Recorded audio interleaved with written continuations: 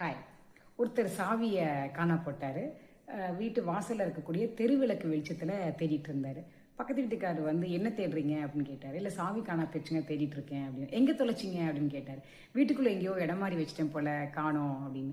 எங்க வீட்டுக்குள்ள தொலைச்ச சாவியை தெருவிளக்குல வந்து தேடுறீங்களே எப்படி அப்படின்னு கேட்டாராம். அப்பா சொன்னாராம், என்னங்க நீங்க, வீட்டுக்குள்ளார வந்து இருட்டா இருக்கு, இங்கன்னா நல்ல வெளிச்சம் இருக்கு, நல்ல பெரிய இடமா இருக்கு, டக்குன்னு கிடைச்சிரும் அப்படின்னு சொன்னாராம்.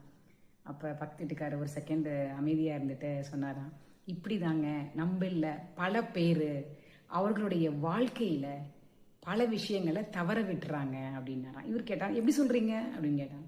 சொன்னான், எல்லா மனிதர்களுக்குள்ளேயும் எல்லா மனசுக்கு உள்ள இருக்க பிரச்சனைக்கு வெளி உலகத்தில் தீர்வை தேடிக்கொண்டு இருக்கிறோம். நாம சில கதவுகள் திறப்பது வெளிச்சத்தால் அல்ல, நம்மளுடைய தைரியத்தால் மட்டுமே அந்த கதவுகள் திறக்கப்படுகின்றன.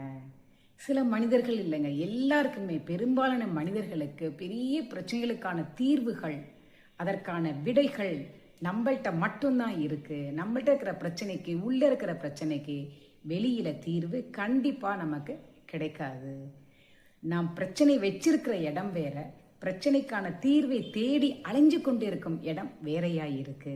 அதனால நண்பர்களே, நம்மளுடைய பிரச்சனையை இணையத்திலோ மற்ற இதயங்களிலோ பகிராமல் நாமே அதற்கான தீர்வை கண்டுபிடிச்சு வளமோடு வாழ்ந்து வாழ்க்கையை வசந்தமாக்குவோம். உங்களின் தோழி சுஜாதா அருணாச்சலம்.